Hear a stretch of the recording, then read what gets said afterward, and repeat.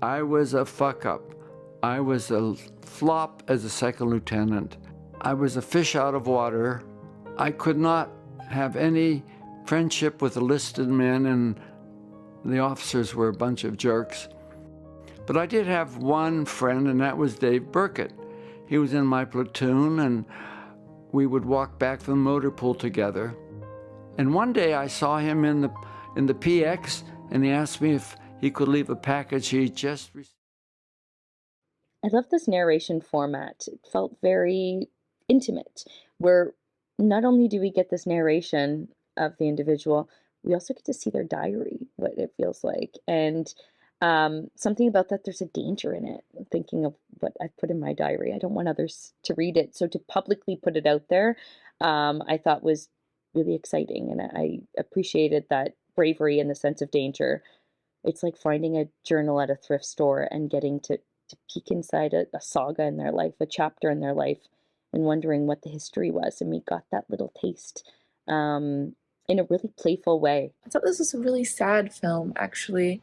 It had an innocence about it, which I thought was kind of cool to hear from this older man, just talking about his friendship with David and what they went through as in their youth, and how they lost contact after he confessed that he was gay, which I thought was really sad that that's how they lost contact. And they leave it up to question whether or not that was the reason they lost contact, but just to have that, all of that lost because of sexual orientation, possibly, just thought that was heartbreaking to hear, and just his yearning to hear from his old friend and give him a hug.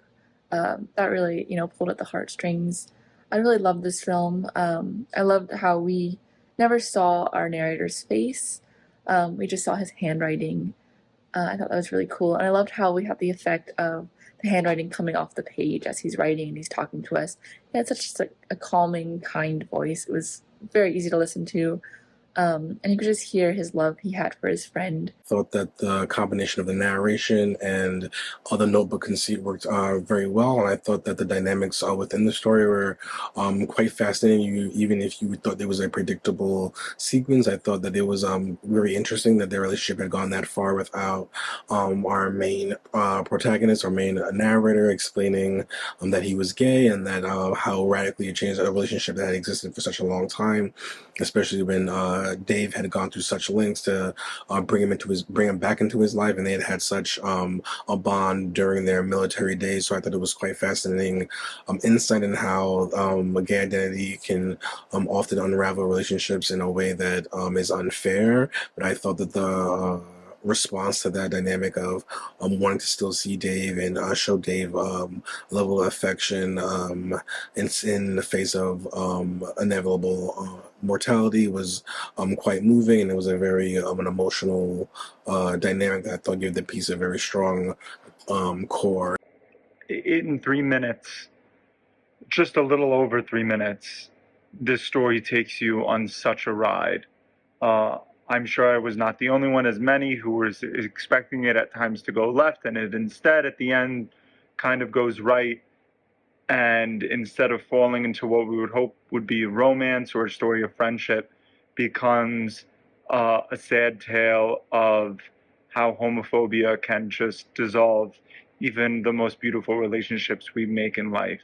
I think it was really, really beautiful, but like I said, it made my heart bleed. And I think that when you can pull out such emotions from people, that's such success when it comes to storytelling. And my heart goes out to this man, and that he will probably never get the answers that he's looking for. And he's not even really looking for answers.